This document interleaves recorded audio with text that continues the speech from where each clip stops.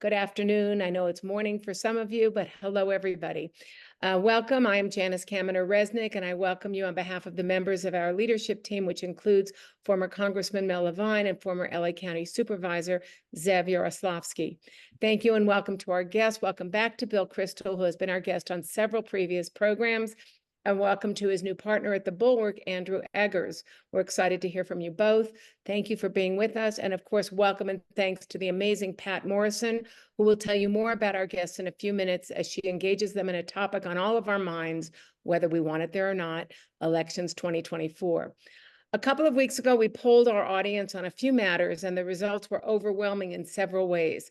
First off, 95% of those who attended that program responded to the poll. So thank you. That's really amazing. We really appreciate that. And of course, and of those, over 90% wanted us to increase our programming between now and the between now and the elections to, when possible, twice a week. Starting the week after next, we're actually going to do that. We're going to be holding 2 programs per week, most weeks. So you can look forward to hearing from us more frequently as we present an ever-increasing number of superstar speakers. Please be aware that increasing the number of programs increases our expenses. So your generous donations are most welcome. You can look inside our emails all the time, but especially the one tonight, for easy ways to donate. And thank you to all of you for helping us sustain our programming and for your donations. The only thing we spend money on is producing these programs. Next week, we welcome 2 experts on the U.S. Supreme Court and women's reproductive rights, Mary Ziegler of the UC Davis School of Law and Dahlia Lithwick of Slate with Madeline Brand.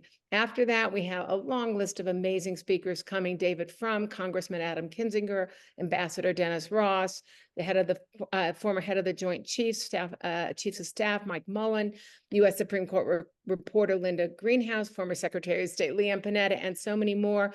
And we actually have Dr. Fauci joining us in September as well. So stay tuned.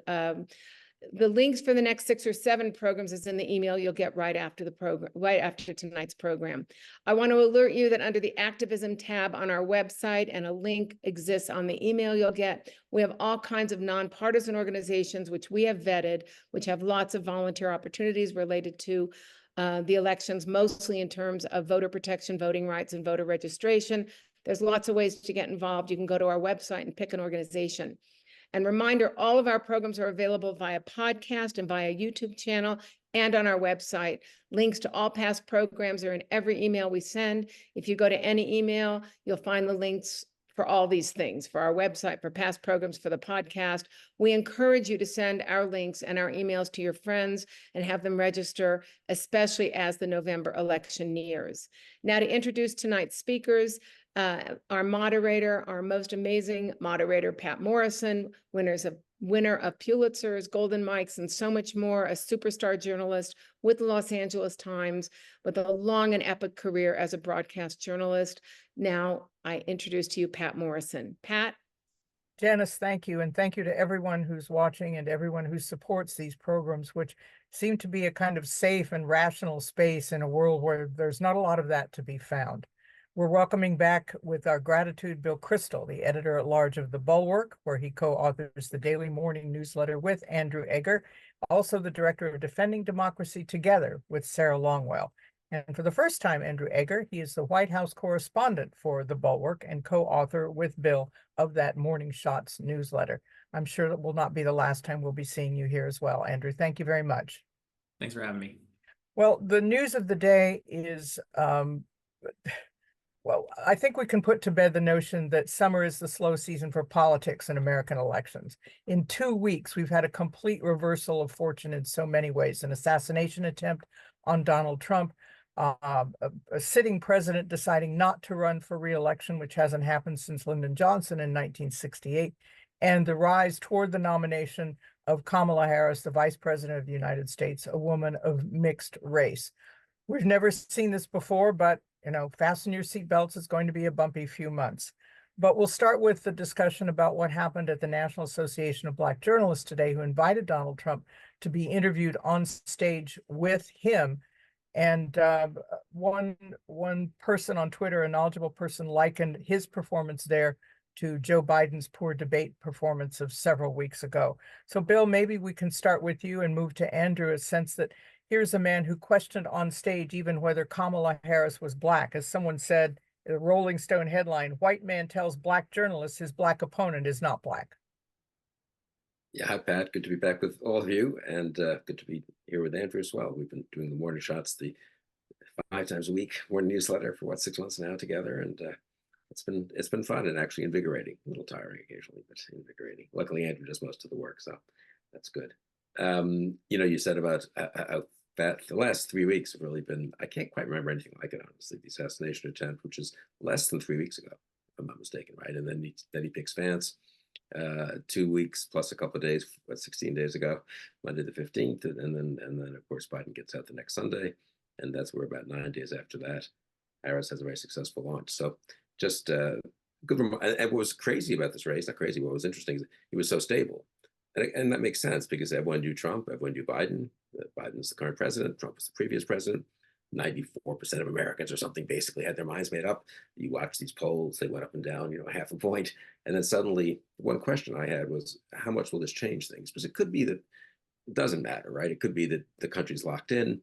You flip out Biden, you put in Harris, the same people on this call, if they're for Biden, probably for Harris. They haven't changed their mind really. People there who aren't for Trump probably are still with Trump mostly. But I do think at the margin, it's really made a difference. And Harris has had a very good launch. And so Andrew watched Trump, and I think Trump's a little rattled and is sort of doesn't like losing the spotlight and doesn't like seeing Vice President Harris have these big crowds in Atlanta and a lot of enthusiasm.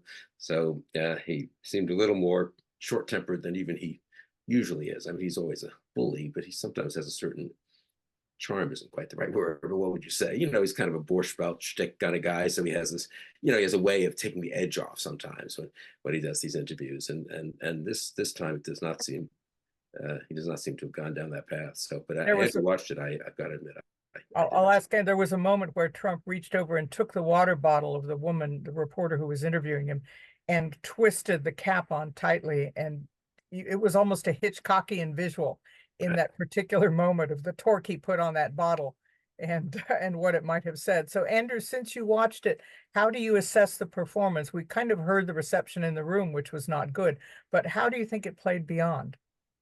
Well, it's been interesting, and I should say thank you for having me as well. It's been interesting to see in the context of the last few weeks where there's been all of this talk about Trump maybe turning some kind of corner toward unity. Of course, we've heard that sort of language a million times. Never lasts forever. It might have lasted longer than today, if not for some of the weird kind of idiosyncratic things that happened in the lead up to this event. Specifically, that they didn't go on for about half an hour after they were supposed to because of some technical difficulties. And you could tell right away from the very first answer to the very first question that Trump was mad about that. And he felt like they were wasting his time and that it was, some two-bit operation where they couldn't get the mics to work. And you put that on top of his kind of incendiary reaction to the very first question, which ABC's Rachel Scott asked him. Essentially, she put the question right to him. Look, a lot of people think it's inappropriate that you're here, given a lot of your prior rhetoric about Black people, specific Black opponents of yours. And so, can you answer that question? What do you say to people who think that it's inappropriate for you to be here? And he bit her head off instantly. He said, I think that's a really nasty, unfair, horrible question. Worst question I've ever been asked. ABC's a ridiculous outfit. And then he kept coming back, like repeatedly over and over throughout the programming, kept coming back to his beef with this one of the 3 Black women journalists who were interviewing him, even when other people would ask him unrelated questions. It was very clear that he was angry and he was not going to be trying to moderate his vibe at all. And so I think that it's not like he said a bunch of things he didn't mean, but because these are the kind of things that we all know kind of are traveling through Donald Trump's head at any given time. But his filter was kind of at an all-time low at a very poor moment for it to be at an all-time low when he was kind of deliberately going into a hostile environment to speak to a demographic that historically has not liked him very much. And this is a I can kind just of, add one thing, Pat. I mean, sure, what's striking is, we were talking about this before we went on the air, but they seem to be doubling down on his message. And so maybe he kind of got into this because, as Andrew says, it's just, he was angry, he was upset, he couldn't, the filter went down. But now at this rally in Pennsylvania, they're really stressing. And I was thinking about the whole issue of Vice President Harris's race, and then her alleged duplicity or calculation in saying that she's sometimes saying that she's the first Indian American, allegedly, and sometimes saying she's Black, and as if those are contradictory, and as if she hasn't been very straightforward, honestly, about. I mean, not that anyone cares for honest that much, but about her own background. She's written a whole, I think, autobiography about some of it, or at least spoken eloquently about her mother and her father, her Indian mother and her Jamaican father, and so all that. So the idea that there's some kind of duplicity or secret kind of thing going on here, but I think they double down. I think Trump thinks that, you know what, increasing the salience of race might help in this campaign. Let's make it about, honestly, are we ready for another Black president and a Black female president? And let's also, attack her for being a kind of phony, calculating type. And she had a little bit of that reputation in 2019 when she changed her position on a bunch of issues, and she's always been a pretty pragmatic and calculating politician.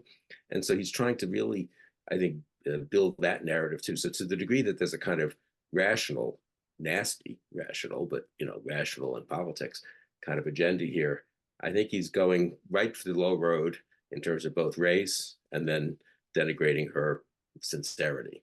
and this is after his campaign has been putting out the word to supporters and surrogates, hey, let's soft pedal the racism, let's soft pedal the sexism.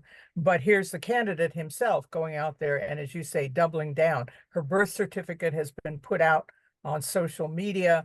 People saying, aha, see, it doesn't say Black on there, but it does say that her father is Jamaican. So this is echoes of Obama in 2008 all over again. So we have this remarkable performance today by Donald Trump, but let's assess now how Kamala Harris is looking in the campaign. She seems to have come out in starting gate, just like crazy. She's raised a lot of money. We had $4 million raised by the White Dudes for Harris, led by some Hollywood folks the other night. And there just seems to be a lot of enthusiasm and support. Look at it down the track a little, and each of you give me a sense of where it looks like it's going. Andrew? Yeah, sure. I'll go. So yes, I mean, I think that if you are a Democrat, kind of transporting yourself back a few weeks to the moment where will Biden step down, won't he step down? If you could have kind of cast yourself forward to this present moment in the future and seen how this would have gone, I think there would have been a lot less anxiety on the Democratic side, because the fear was that Biden would step out of the way and then things would just melt down in some way. And in fact, the transition has been about as seamless as anybody could have hoped for on the Democratic side, and not just seamless, but as you say, the enthusiasm has been really unbelievable. I mean, the $200 million they've brought in. I mean, I don't think anybody would have guessed a number anything like that, and an enormous portion of that from first-time donors. So she is riding this wave here. As far as the obstacles that are going to face her are concerned, I mean, the biggest thing that is playing to her advantage right now is that she's essentially riding this wave of enthusiasm, of relief about the end of the last moment, relief that they have somebody in there now who is capable of prosecuting the case against Donald Trump, capable of inspiring her voters and getting together that coalition. She is obviously going to face a lot of Republican attacks, some very unfair, like the ones we've already been discussing, and some that are fairer about the very different policy positions that she took when she was trying to distinguish herself in the 2020 Democratic primary versus the ones that she's trying to stake now that are more of a continuation of Biden's policy agenda in a lot of ways, where she's already kind of trying to distance herself explicitly from a few things that she was going up staking out before. So we will see, if they debate how much Trump is able to kind of drive a wedge on some of those things as this kind of moment of enthusiasm cools and it becomes a little bit more about sort of rational assessment of the candidates, because they're having to, as you said, Bill, make new judgments for the first time. A lot of people knew how they stacked up for Trump Biden and maybe have to change their calculus a little bit for Trump Harris. We'll see how some of that stuff plays in. But as far as the money, as far as the polling, everything so far, she's shot out of a cannon. let's remind all of you who are watching that you can put your question in the Q&A box, and we'll try to get to them throughout this program, principally later on in the program. So we'll look for your questions there. Bill, as you look down this track to November, what does it look like? I was talking with one savvy Republican, ex-Republican, I guess now, strategist who's worked on presidential campaigns, and he predicted this pretty well. He said, look, this could be such relief among Biden supporters and people who had drifted away from Biden, but are basically Democratic leaning, that because the age issue had gotten so bad, that just having someone, assuming she's just basically okay, we'll give her some bounce. And I think that was right. That was maybe the first 2-3 days. It's just like, oh, we've been carrying this kind of burden. I don't mean to be disrespectful of President Biden, but, you know, we've been trying to defend this thing that's hard to defend. He shouldn't have run again, in my opinion. I've been saying that for over a year. And, you know, now it's kind of, we have a clean start. So I think it was the relief. Then I think the question was, as my friend put it, well, will that be a 3-day thing? And then people start looking at her, and suddenly it's sort of like, you know, you come home from the hospital and you're so relieved that you got out of, you know, your real serious illness is gone, and then you come home and you have 19 different other problems, right? And you're not really in great shape. That unfortunately happens sometimes. But in this case, she's really performed well. So we're not in the kind of, she's now dealing with 9,000 attacks. I mean, there are a lot of attacks, but she's just, she's been personally a very good candidate. I mean, I think her candidate quality, which is always an important thing, and it's sort of hard to predict. We've seen her run many times, you all have in California, and we saw her in 2019 and 2020.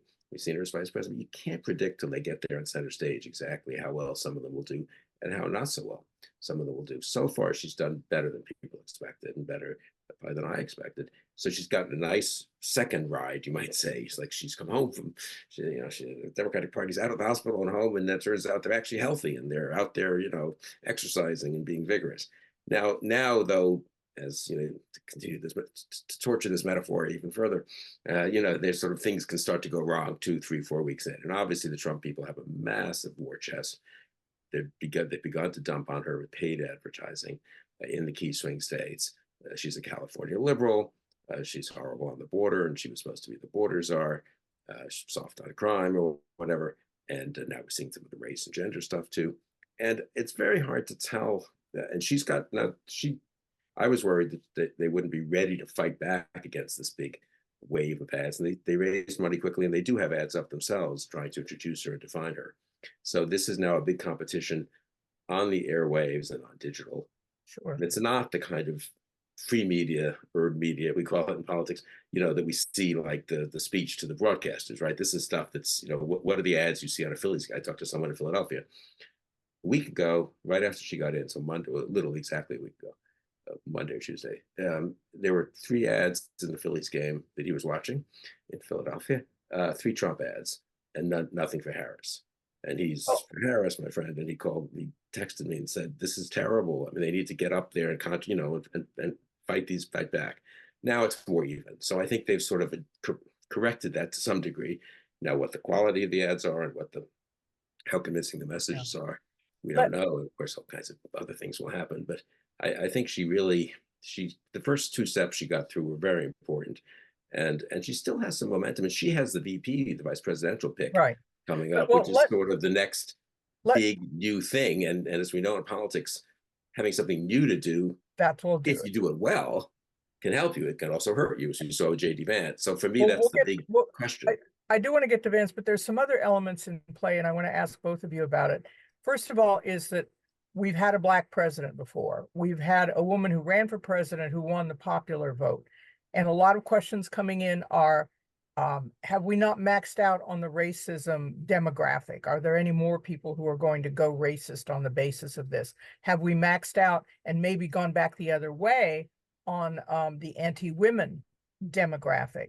And I also am seeing a lot of renewed excitement and support for Kamala Harris in young people, people of color, women, but I'm wondering whether that's more concentrated in states that are already blue, and the outreach to blue collar, red state or swing state voters that Biden had, that appeal, can be in any way replicated, or is that something that's a serious, serious problem for the Harris campaign? Andrew, maybe you want to start with that.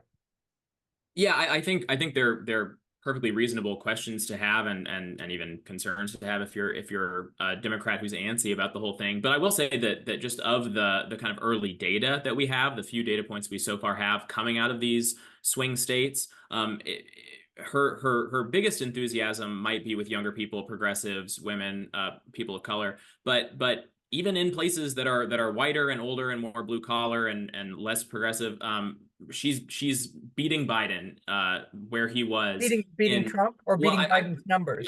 About even with Trump, but and even a little better than Trump, but beating where Biden was in all of these swing states. I mean, it's really a striking, stark, outside the margin of error, basically across the board. So I think if the question is, relative to a completely different race that in a parallel universe, could Democrats have done better? Maybe if they'd picked some other candidate, 18 months ago. That's a little hard to say. But I think that one of the big questions about, well, should Biden stay in, was like, well, he has the blue collar appeal relative to Kamala Harris. He has the kind of, he's the old white guy, and maybe there's some racists who can be lured into still supporting him, that kind of thing. And I think that just hasn't panned out at all. I mean, I think in Pennsylvania and Arizona and Michigan and all these places, Harris is just doing better than he was a few weeks ago.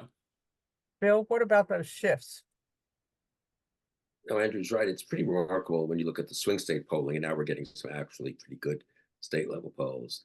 Harris is running better than Biden did, and really considerably better, 4, 5, 6 points in some of these states. Now Biden was down 4, 5, 6 points, so in many of them they're basically dead even. But that's a big difference from where the reason Biden got out. One reason, obviously, that Pelosi was able to persuade him to do so was they looked at these polls and they were sinking, and they were going to continue to sink, because Biden's age wasn't going to go away as an issue, and he wasn't going to have 4 months of perfect performances, presumably. So I think the contrast is really striking. And the campaigns I've been in back when I did this kind of stuff, momentum does matter. It's such a nebulous thing. You sort of, I discount it a lot because people talk about it, and but it's like a basketball game or something. You get on a run, things start to go well, the other team gets a little flustered, then suddenly you hit more shots because things are going well. You're in a rhythm. I feel like the Harris campaign is there right now. Now, we also know from basketball games that the other team calls timeout, changes the defense a little bit, hits a basket, and suddenly you have a 16-3 run, and then suddenly the other team has a 12-4 run or something. So, I mean, it's funny. I think that's what Trump is counting on. And so the big question over the next 2-3 weeks is, can Harris maintain some of that, well, at least prevent a kind of counterattack, so to speak, by Trump, blunt that, and then keep the momentum going. It's funny. It's a very unusual campaign. I think this last 2 weeks of July and the first 3 weeks of August will be very important to determining the outcome. It's not usually the case, Usually, either of these campaigns are determined early when candidates get to find Obama, to find Romney in the spring of 2012. Bush went after Kerry in the spring of 2004, or they're very close and they get resolved at the end. That's possible. But here we have such a compressed schedule that we have a sort of 3 or 4 week period where Harris is being introduced and introducing herself to the American public. And there's a big fight on to define her. And one thing I think those of us who are kind of political junkies miss, and especially you in California, Harris. And so, you have your opinions, whatever, but most Americans don't know much about her. She was Biden's running mate in the pandemic election. So it wasn't like people were going to a lot of rallies or anything. She's been a pretty low visibility, I would say, vice president. And suddenly people were seeing her. I've talked personally to people here in Virginia who just they'd never seen her. I mean, of course, they've seen her on the news for 20 seconds, but they've never actually seen her talk for 5, 10, 15 minutes. And so there's no primary track record. Right. And the last time they saw her was in 2019, which was a primary with 15 people. She was trying to get to the left. No one can even remember who exactly, all these different people running, and she didn't make it to the starting gate. So she didn't even have the kind of coverage you get if you're in Iowa and New Hampshire. Which may be a plus now. Yes, it could be. So I think it really is. The introduction is so important. The defining. Doug Sosnick was Clinton's top guy in '96. Said, "He who defines first defines last." You've got to define. I mean, Trump is known. Harris is not well known. Harris is the variable, if you want to put it in those terms. Harris is the one who could either be defined in a way that could damage her, or could define herself in a way that really could help her. So far, she's helped herself quite a lot, and we've seen that it really makes a difference. I mean, there's a surprising amount of movement in those polls, but that I think we're only through the first week plus of this, and we have 2 or 3 more weeks culminating in the Democratic convention, right, where there's really this moment, this window where people will start to make up their mind about Harris. So she's got the momentum right now. We're anticipating a vice presidential choice, which I want both of you to analyze, because balancing the ticket with a white male, someone with maybe military background, Hillary Clinton went through all of this when she was running for president too. So what strengths does Harris need to look for, and what people do you think she's seriously or should seriously consider? If you don't mind me going first, Bill, because I Please. think you're going to steal my guy if I don't. No, no, no. I think I think that the very likeliest thing here, and there are a number of people who are in the running who would bring one strength or another to that ticket. But Pennsylvania is the likeliest toss-up state, the likeliest tipping point state for this election, and I think that the Harris campaign knows that, and I think that. For that reason, a very strong contender for that is Pennsylvania Governor Josh Shapiro. He is, if you really care, if you're worried about Kamala Harris not being an old white guy like Joe Biden, Josh he's not old, but he's plenty white. He's a guy that helps a little bit. He kind of codes a little bit more moderate. But at the same time, he's just a very capable politician. He's well liked in the state. Yes, very well liked in that state in particular, where like I said, that as goes Pennsylvania could very well go the election in this cycle. So a lot of people, there are other people who maybe would do a little bit better of a job of counter programming this or that specific thing about Donald Trump. Maybe people like Pete Buttigieg or even Tim Walz as maybe stronger messengers. In not that Shapiro is a bad one, but maybe better campaign surrogates across a wider field of issues. But I think that having Pennsylvania in play will be very important in this election. And Bill, the fact that Shapiro is Jewish, I don't think we've had a Jewish candidate, have we, on the ticket since Lieberman? Yeah, I guess Lieberman was the last. Yeah, but we'll have two Shapiros. We'll have Vice President Harris's husband, so I'll have like 3/4 of the top 4 there will be Jewish. I don't know, and that's a good question. Also, does anyone care about that anymore? I've kind of assumed not, but maybe I'm kidding myself. Incidentally, I don't know. No, look, I think there are other ways to think about the race. I mean, it's interesting. Typically, in recent years, especially, people have taken other people. The presidential candidates have selected a VP candidate who has also run for president, even if they didn't do well, like Harris in 2020. Biden 2008 got 1% of the vote in Iowa, and it's not stupid because Clinton took Gore in 92, Gore run in 88, because there's something you go through a lot when you run for president. You do debates, you do a million interviews with places, you travel to places you've never been before. You're not in your comfort zone in a state that you've lived in for 30 years. You have to raise money. You have to answer wacky questions about issues you haven't dealt with, as I said, as a governor or senator. So there's there is a common sense thing to think that one of the best preparations for being a good vice presidential candidate is to have been a presidential candidate, even if not a great one, honestly. The only one in the field, though, fits that category is Buttigieg, who was a good presidential candidate in 2020. He almost won Iowa, I guess tied for Iowa, didn't he? And then came about 3,000 votes short in New Hampshire. Whether I think they think that's a bridge too far for sort of obvious reasons. Yeah, he is the Secretary of Transportation and builds bridges, but not in this case. Yeah, okay, yeah, right. And also 2 people from the Biden administration were a little too closely linked to Biden. But I'd say that would have been a bold pick. But I think with a good pick like Shapiro, the key state, won by 15 points in 2022. I mean, just think about that for a minute. I mean, these people have voted for him already in the key state. All they have to do is tell themselves, you know what, I like Shapiro. I voted for him last time. I'm going to vote for him again. And, Harris, maybe I'm a little uncertain about, but as long as Shapiro there, I think she'll be fine. Some number of voters are going to say that.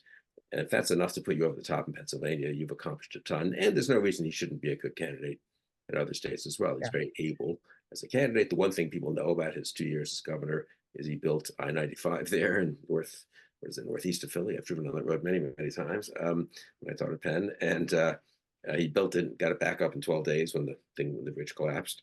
And he was very eloquent after the assassination attempt against Donald Trump and paying condolences to the man who was shot and so forth. So I think Shapiro is impressive, and I think it's going to be him. And I think they seem to have scheduled a rally for Tuesday morning in Philadelphia to kick off a tour where the 2 of them are going to travel together next week. And I assume they wouldn't do it in Philadelphia if they weren't going to announce Shapiro there. I think it's a good idea, incidentally.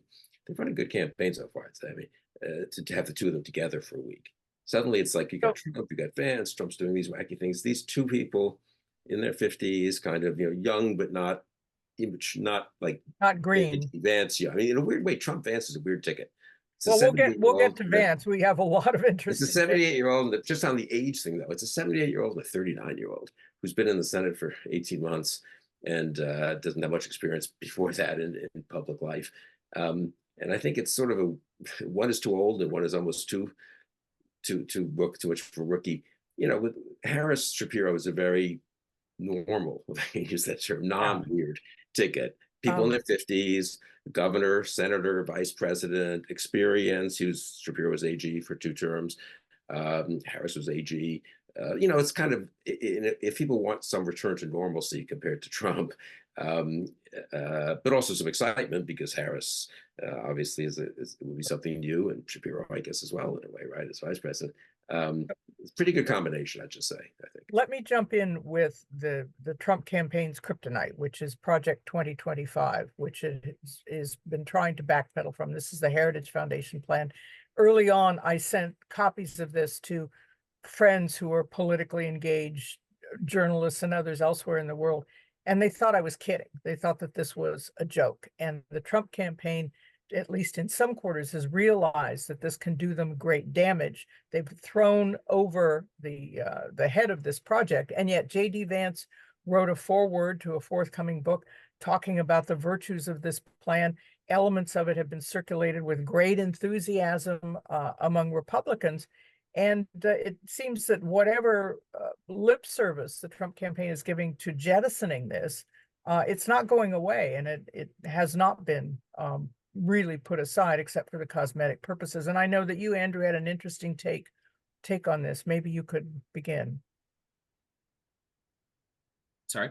Yeah, it's an interesting thing because, really the only major issue on which this Project 2025 document kind of broke with the actual stated policy preferences of the Trump campaign was on abortion. Trump has tried throughout the Republican primary and to this day to basically push back on the element of the Republican Party that wants to see a national ban on abortion at some level, at some level of fetal development. And Project 2025 is a lot more gung-ho about that particular thing. But on most issues, there's a lot of alignment between what Trump himself has said and what this Project 2025 document has talked about in terms of his mass deportation plan being kind of the most obvious one, and a lot of his plans for firing huge portions of the federal civil service, stuff like that. Really, really big kind of ostentatious policy things where there's a lot of overlap and alignment.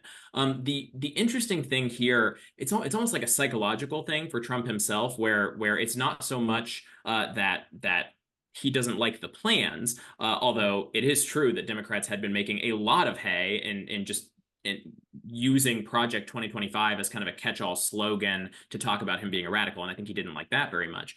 But the bigger problem for Donald Trump himself has just been that he doesn't like feeling kind of chained down by any kind of policy package. I mean, his when he went into the RNC a couple weeks ago, he really kind of asserted dominance over the party organ that was going to roll out the Republican Party platform. He had it stripped down to a very kind of vague, gauzy general focus document that was all about kind of like a few tentpole things that he wanted to do, but it was not at all the kind of like issue advocacy group flattering document and kind of collegial group generation experience that it usually is. And that's because Donald Trump wants himself, the person, to be kind of the thing that runs the Republican Party in every respect. Not, we talk a lot about kind of the differences between Trump and Trumpism, and some of those are just because he himself is not particularly ideological. But I think what we've seen specifically with him kind of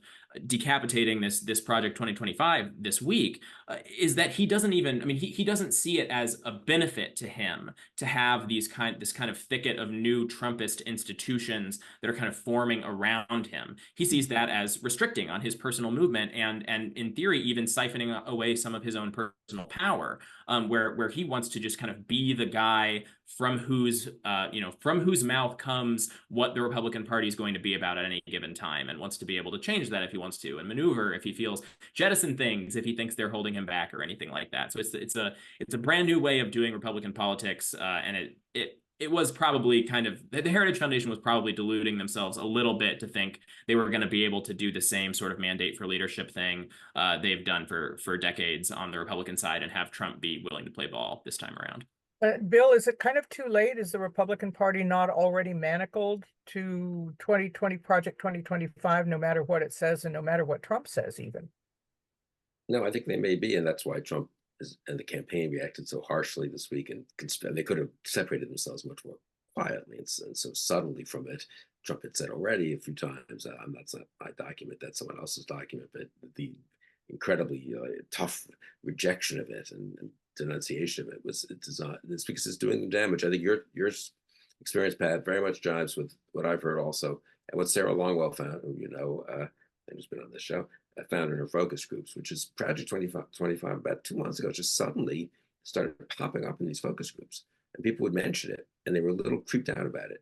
Now, they didn't really know what was in it, to be honest, was who was going to read 900 pages. And they weren't focused on the stuff that some of us were focused on, about the distinction on abortion or the civil service or the ways in which they're going to unleash the Justice Department on all of us or whatever. It was just like, I think Trump, if you were sort of a squeamish about Trump, but didn't like the left, didn't like Democrats, and wanted to be for Trump, you could kind of reassure yourself that, well, he talks a lot and there's a lot of bluster and some mean-spirited stuff even. But at the end of the day, you'll have some serious people there. It's kind of a Republican administration like other ones. And that was half true of the first term, or third true, I guess, because the guardrails were there and the McMasters and the Madisons were still there and so forth. They're not going to be there this time. But also this document, I think Sarah found this in the focus groups, just the very fact of it sort of alarmed people. It's like, well, they have this whole plan, this sinister plan. I mean, Harris is very clever when she talks about it. They even published it. As if like normally this is something they would keep secret, but they sort of let it out by mistake, and now we can see what they're going to do. And I think it fit it. So I think it started to hurt them more than they expected.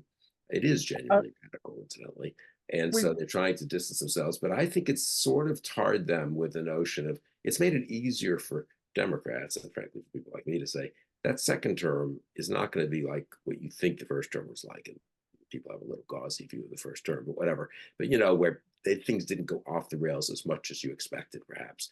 They are determined to do all these things, and there's a whole big sinister book here that lays it out. I think it's hurt them. Let me kind of work on that a little bit, in the sense of how people like you, Bill, never Trumpers, some politicians, thought leaders like you have stood up and said, no, not ever to Donald Trump. Mayors in Arizona, Republican mayors, have done that. They've said even that they're voting for Kamala Harris. I don't know that either of you would talk about that. But how significant is this firewall? Is it going to accomplish anything as far as Republican candidacies, the Republican ticket, in standing up to this, especially now that you've got it all literally on paper with Project 2025? Andrew, do you want to start on that? Yeah, I mean, I do think that it has been illustrative, and the Vance pick as well, just in terms of just really putting an exclamation point for a lot of never Trumper types, but even just sort of more traditional Republicans, Reaganite fusionist types, that this is not some, passing fever in the Republican Party, that a whole bunch of people have left and a whole bunch of new people have come in, and it's a brand new voter base that wants different things. And the fact that you had this premier institution of the old conservative movement in the form of the Heritage Foundation, the fact that they kind of jettisoned a bunch of their own old principles and really have now remade themselves in Trump's image, and laid it all out in this way, that this way that where conservatives are not talking about really small government anymore, not talking about getting government out of people's lives in any way, have gotten a lot more comfortable with the notion of throwing government power around, have gotten a lot more comfortable with autocratic governments around the world. A lot of things like this that just, I mean, it's not that there will not. You can't say there's never going to be a home for that old Republican kind of voter on the right ever again. But it is very clear that it's no longer a Republican Party that has entered into some temporary mania and will snap back. Like if there's ever going to be a home for that kind of voter again, it will need to be rebuilt at some much later time than the 2024 presidential election. Yeah, so no abracadabra to bring Exactly. everything back. Bill, before you answer, Bill, I'd like to put a little bit different spin on that, because I'd like you to address this. In January 2017, at the inaugural, after Trump's inauguration speech, George W. Bush was over here to say that was some weird shit. And I apologize for the word, but I'm quoting him.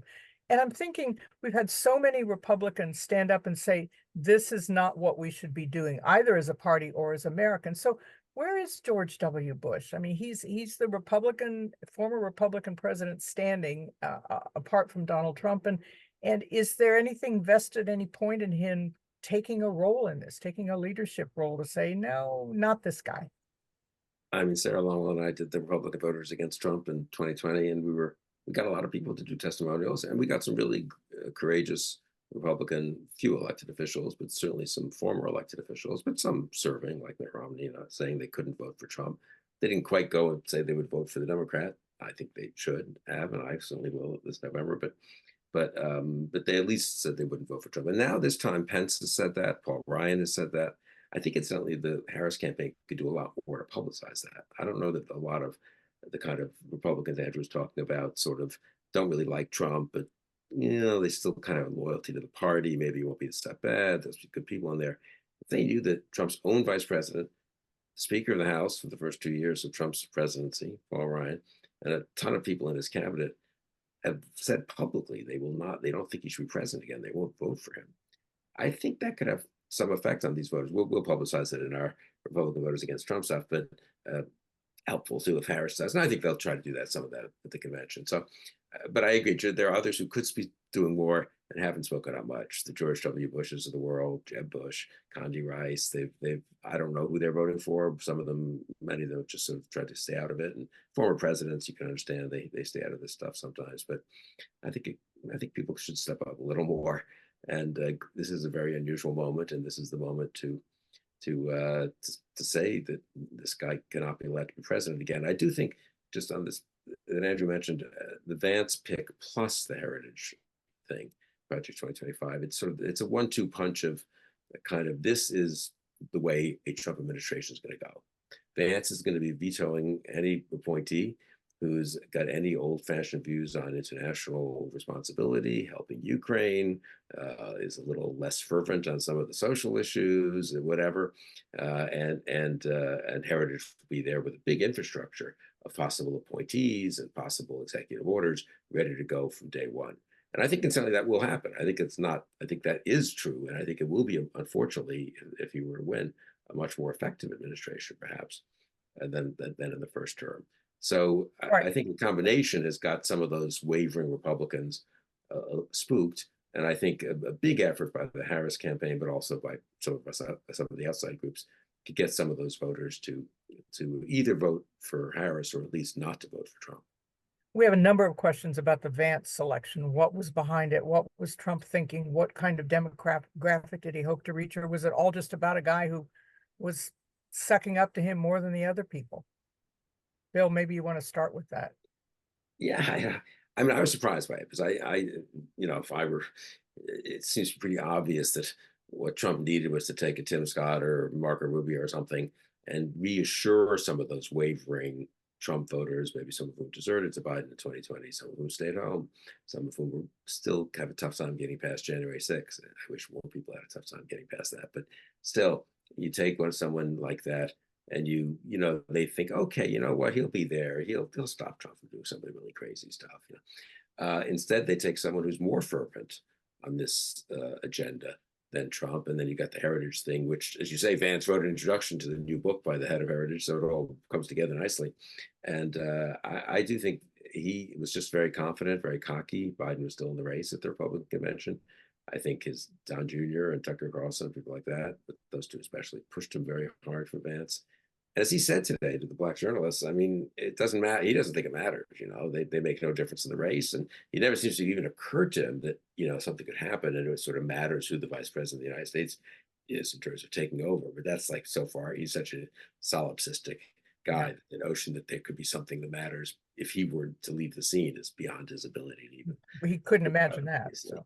And Andrew, what do you think? Because Vance has already given offense for past and current statements to women with cats, to people who don't have kids. I think Taylor Swift has changed her TikTok profile to say this site is all about cats.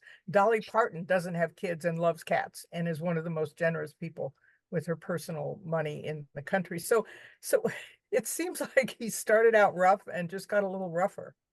Well, and even if the headlines were good, I mean, they haven't been good, they've been horrible, but even if the headlines were good about Vance, it's just so bizarre that so much of the spotlight has been on Trump's running mate, right? I mean, back in 2016 and the 2020 campaigns, Mike Pence was the biggest hype man for Donald Trump in the world and never took a single step forward to make anything about himself. And obviously Donald Trump liked that a lot about Mike Pence, didn't like him so much for other reasons toward the end. But it was so interesting today at the event for the black journalists that we were talking about at the top of the program. Trump was asked multiple questions about Vance and had to answer a bunch of questions that are like, well, I don't know exactly what he's thinking, but kind of here's how I see the things that he says and the things that he believes.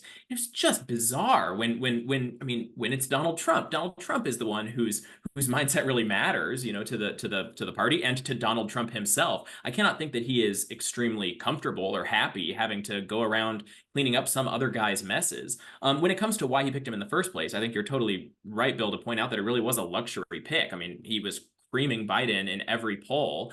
And I think,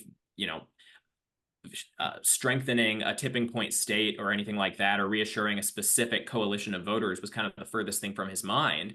He did say today that he was, had a lot of respect for Vance's personal story, which I think is true. Donald Trump is a guy who, the kind of smell test really matters to him for people like this. I think he sees Vance's sort of rags to riches story as really compelling, especially because his own success story is so much the opposite. He kind of had a weird comment today about how Vance made something of himself, even though he didn't have a father who was there, making connections and opening doors for him, which obviously was Trump's beginning. And then the other thing was just that Vance was so flattering to him and during the kind of prolonged audition period, and made it very clear that he would never do what Mike Pence did in picking the Constitution over Trump, should it ever come to that again. So I think those two things were front of mind for him.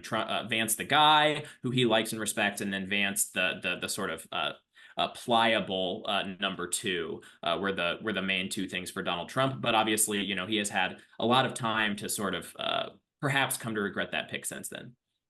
We've got a lot of questions. I'd like to get to some from the people who are watching and listening to what it is you're saying. And Anderson asked a question that I will broaden out. There are a lot of state election officials around the country who are election deniers.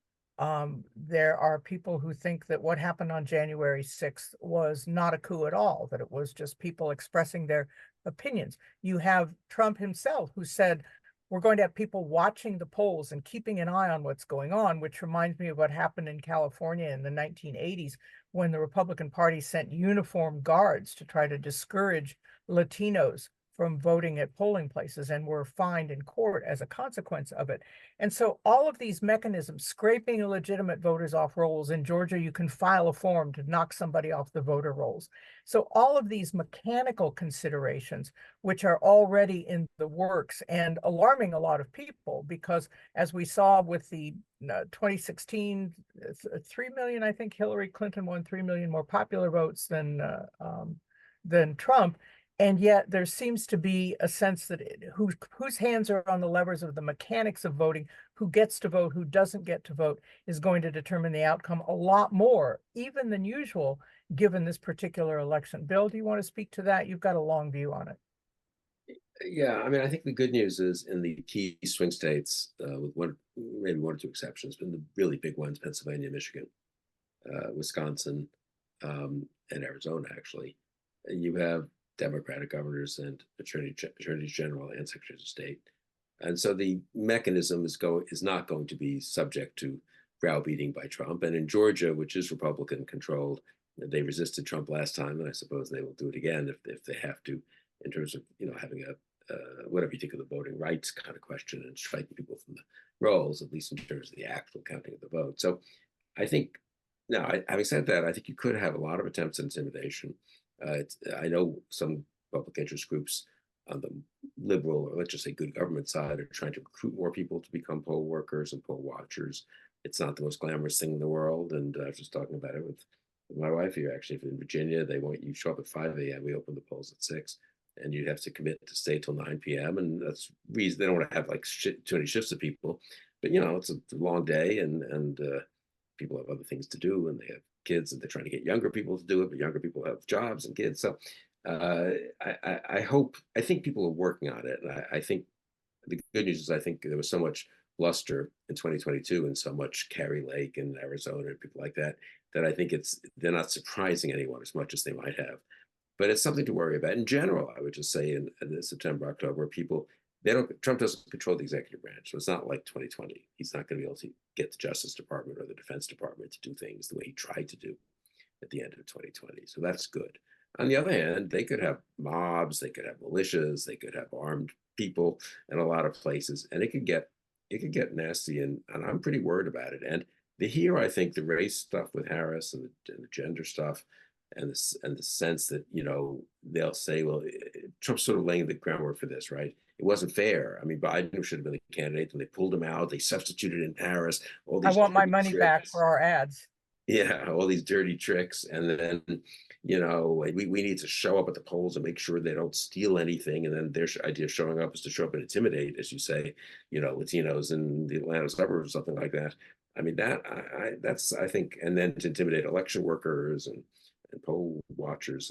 I think that's going to take a lot of effort to minimize that. Well, let me ask Andrew, as in your position and what you see from the White House, about any preparations that may be underway to be vigilant about this, to make sure that you don't have officials in states refusing to certify obvious election results just because they haven't gone in Trump's favor. Is there a movement in the executive branch about this?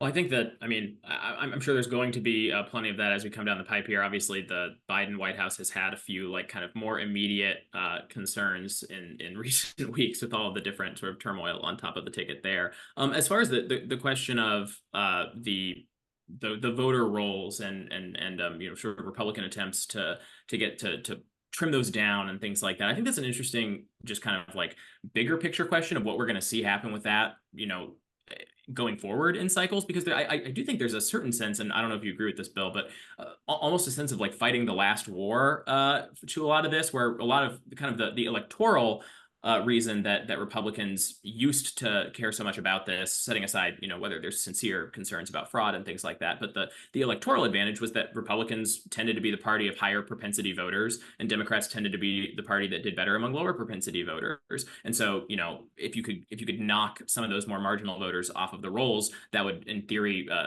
redound to the benefit of Republicans. But one of the weird characteristics of sort of the current political realignment that we are in right now, with a big portion of the sort of the white working class moving from Democrats over to Republicans, is that you have seen that those kind of propensity numbers shift a little bit. I mean, Republicans now are the party that has benefited more often than not from higher turnout among lower propensity voters. So I will be interested to see. It's not exactly what your question is about, but I will be interested to see whether the kind of questions about voter registration and things like that remain the same over the next 20 years or so. A lot of it is really about race. It's not really about propensity voters. What the Republicans got punished for, got found guilty of in various cases, and had to have consent decrees about, was because they were trying to suppress Black turnout by putting out flyers saying vote November 9th, except election day was November 8th. And we've having heard people that who look like cops at the polls saying, well, sir, I don't think you can vote here. That I think I'm pretty worried about. So I'm worried about the racial side of it. Bill, I'm sorry, I'm going to have to start watching the clock here, but a lot of questions coming in from David and others, if you can answer briefly about the questions of the two positions of the two candidates, Trump and Harris, about Hamas, Palestinians, Israel, support for Israel, which, given the events of the last 24 hours, will become even more intense. Yeah, I mean, Harris has, I think, Biden's views basically, one tick maybe a little more concerned about casualties and civilian casualties in Gaza, the way she frames it, but no fundamental difference of view. And so, and Shapiro's interesting. They've gone after Shapiro, both because he's considered to be pro-Israel, and he is pro-Israel. He's also been one of the most critical of Netanyahu. Shapiro has said Netanyahu is a terrible prime minister, which is more than actually these other governors have said. He knows quite a lot about it, so he feels strongly about it. So I think Shapiro's been a little bit unfairly characterized as some kind of, militant, pro-Israel guy who can't distinguish between the state of Israel and the people of Israel and the IDF on the one hand, and the Netanyahu government on the other. So, but I think, so, and Trump will pretend to be a great friend of Israel, and he was in some ways, I guess you'd say, but also very, transactional and hard to depend on, I would say. And Trump has said that Kamala Harris, who's married to a Jewish man, is anti-Semitic, and with nothing offered to back it up. But that sounds like it's going to be the line. He said that she doesn't like Jewish people, and he said about Doug Emhoff that something like he's not a good, I don't know, he's not a good Jew or something like that. He's really terror. I mean, the idea that we even think that we don't scream and yell. I mean, 8 years ago, if someone said that, you'd almost be like, you can't say that, and you really almost can't be a candidate for president if you say that kind of thing about people's personal views. I mean, you don't know anything. I mean, it's just a slander, really, in this case, so far as one can tell. But Trump feels entitled to decide who's a good Jew and who's a bad Jew, who's a good Catholic and who's a bad Catholic, who's a good black and who's a bad black, apparently, right? I mean, if you look at who is black and who's not black, right, who's black and who's not black. So Bill, I mean, and this is so beyond normal politics in a way, but Trump has really, in that way, defined everything down, and we don't accept it, but we sort of don't. Yep. We're not as shocked as we should be. I'm sorry, Bill. You know our format. If we can get a minute of some positive, something hopeful from you, and then we'll ask the same from Andrew. Let's let Andrew go first. He's more hopeful. He's a young guy. He's hopeful, All right, oh Andrew. Man, really springing that on me. Okay, well, I am encouraged a little bit by the sort of level of antibody reaction against some of the stuff we've talked about today, some of the Project 2025 stuff, some of the more out there, the more weird and online elements of the Republican Party. I mean, I think there's a lot of times for a lot of this cycle, for a lot of this political cycle, you've had all of this insane stuff percolating in the small universe of sort of like the right-wing podcast sphere and the internet and Twitter and all these stuff. And then you've also had Trump running a very kind of like 20,000-foot glide campaign in his advertising and things like that, just talking a lot about, don't you miss the good old Trump economy and things like that. And I think that just the way that the woollier stuff, the stuff with tentacles and fangs, is suddenly like occupying the center of the discourse has to be